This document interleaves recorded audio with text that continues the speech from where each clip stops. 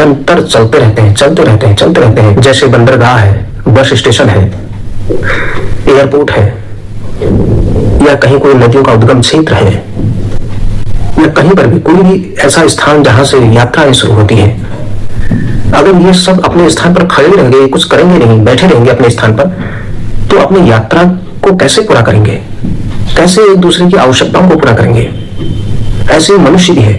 मनुष्य अगर स्थिर रह गया, वो लगातार उसकी बुद्धि, उसका विवेक, उसका शरीर, उसका सब चीज इधर उधर नहीं जाएगा, वह दौड़ेगा नहीं, कुछ करेगा नहीं, तो फिर वो अपना उद्देश्य वो कैसे प्राप्त करेगा?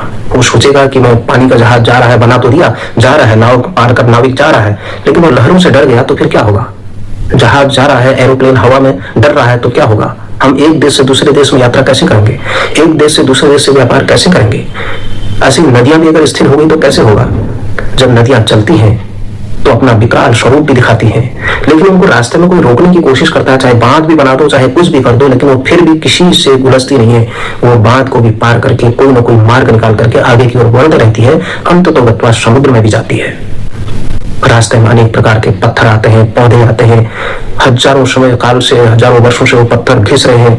वो पत्थर इतने कठोर होते हैं, घिसते घिसते इतने गोल बन जाते हैं, उनको आकार बन जाता है। कुछ पत्थर तो पूजे भी जाते हैं, शिवलिंग का निर्माण भी हो जाते हैं। तो इस प्रकार जब हम निरंतर चलते रहते हैं तो पत्थर को भी पूजनीय बना देते हैं, किसी निष्प्राण में भी प्राण फूंक देते हैं। ऐसी मनुष्य है। जब राम स्थिर होते, अयोध्या में होते, तो क्या राम होते? कृष्ण एक जगह पर होते तो क्या कृष्ण होते? तो उन्होंने पूरे शंकराचार्य अगर केरल के अंदर ही रहते तो क्या पूरे भारतवर्ष में आज जो उन्होंने अखंड स्वरूप बनाया भारतवर्ष का, क्या वो ऐसे हो पाते? अपने शिवाजी महाराज ने पूरे अखंड भारतवर्ष की सोची, चंद्रगुप्त विक्रमादित्य ने अखंड भारतवर्ष की सोची, क्या आज ये भारतवर्ष रहता? इसी प्रकार हमें इस भारत की श्रेष्ठता को बनाए रखने के लिए, अपने विचारों की श्रेष्ठता को बनाए रखने के लिए भी अपने जिह्वा से ऐसे ही शब्दों को निकलना चाहिए लगातार। ये एक दिन की प्रक्रिया नहीं है, ये अनंत काल की प्रक्रिया है, लगातार की प्रक्रिया है। हमारे जिह्वा से अगर कोई शब्द निकल भी रहे हैं, पहले तो बोल नहीं रहे, और लेकिन कुछ लोग ऐसे, दुकान का जैसे शटर खुल जाता है ना, वो मुख से कुछ इस प्रकार की बातें बोल देते हैं, वो तब पता लगता है कि वो उसके अंदर किस प्रकार के विचार भरे पड़े हैं।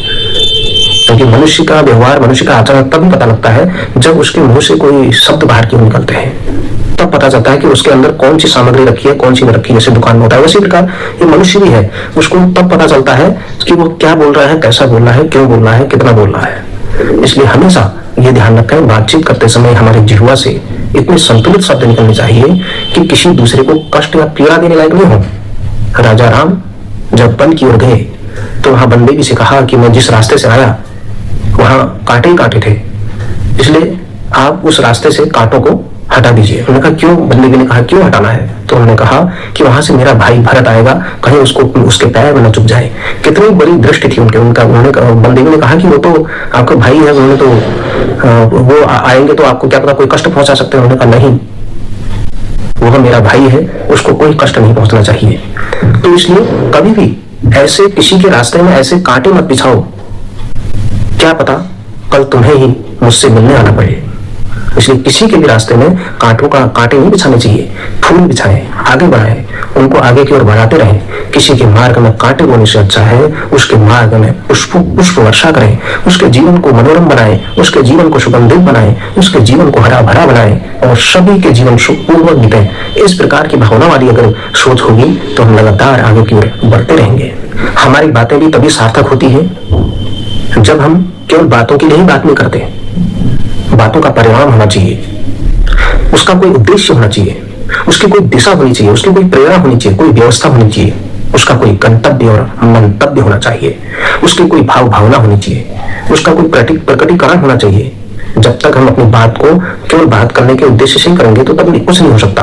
बातों को करने के लिए एक दूसरे के मन मस्तिष्क में, एक दूसरे के हृदय में विराजमान होना पड़ता है, एक दूसरे की बातों को अपने अंदर समाहित करना पड़ता है।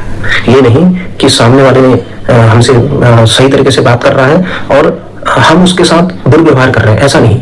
हमेशा दूसरे से बात करने से पहले ये सोचें कि अपने मन में एक तनिक विचार करें कि अगर हम ऐसा कोई दूसरा व्यक्ति हमसे बुरा बर्ताव करे तो हमको कैसा लगेगा। इसीलिए ऐसा सोच करके दूसरे के साथ बुरा बर्ताव न करें, बुरा व्यवहार न करें, गंदी बात न बोले, अच्छी ही बात बोले। जो आपके मन को अच्छी लगती है ऐसी भावनाओं के साथ दूसरे को भी बातचीत करें, परिणाम की चिंता करें। इसलिए हमेशा बातचीत करते समय यह ध्यान रखें कि इसका दूरगामी परिणाम क्या होगा, इसका दूरदर्शी सोच क्या होगी।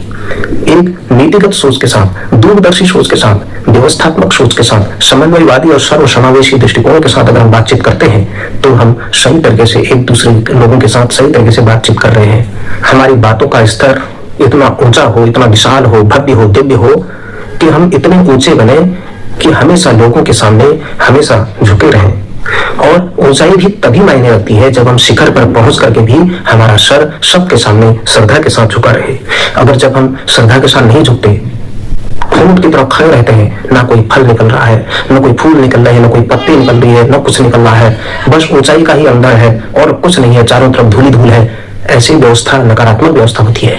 हिमालय की तरफ जितने ऊंचे हैं वही हिमालय हमको ऐसी सुंदरतम नदियों का सृजन कर देता है। वही नदियां गंगा यमुना के रूप में पवित्र हो जाती है और वो निरंतर प्रभावमान रहती है, अंत तो गत्वा समुद्र में जाकर के विशाल स्वरूप बनती है।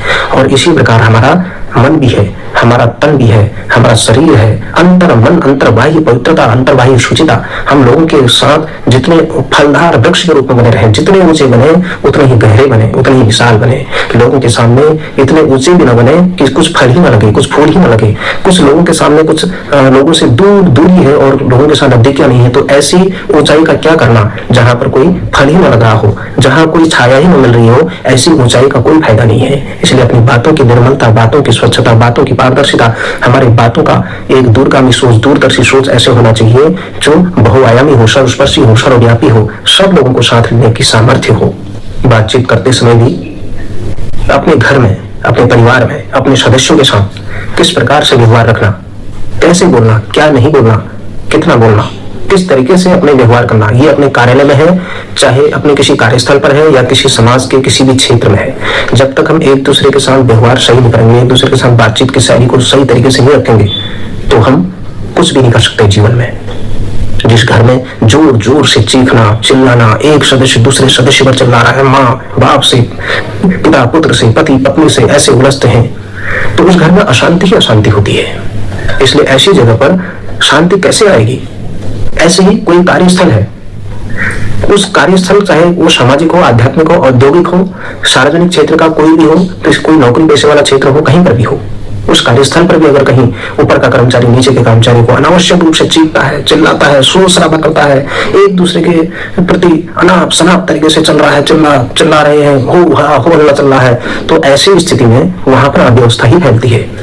वहां एक समय तक वो आपके दबाव के कारण, आपके प्रभाव के कारण से, या अपने परिवार के डर के कारण से, या अपनी दिनचर्या, अपनी रोजी रोटी के चक्कर से आपके साथ कुछ समय तक के लिए असहज वातावरण में भी आपके साथ काम करे, लेकिन वहां एक समय ऐसा आता है जब रिश्तों की डोर टूट जाती है, तो वहां वह संस्थान, वह घर, वह परिवार एकदम नष्ट होने लगते हैं। इसलिए बातचीत करते समय हमें ऐसी शालीनता, ऐसी मृदुता, ऐसी उदारता, ऐसी दया, एक दूसरे के रिश्तों के प्रति कटुता न बनाते हुए, एक दूसरे की मर्यादाओं का ख्याल रखते हुए जब तक हम नहीं बोलेंगे सही तरीके से, तब तक हमारा संस्थान, हमारा परिवार, हमारा देश, हमारी किसी भी समाज का कोई भी क्षेत्र आगे नहीं बढ़ सकता। इसलिए बातचीत करते समय इस प्रकार की बातचीत करें ताकि दूसरे को दर्द न हो, दूसरे को कष्ट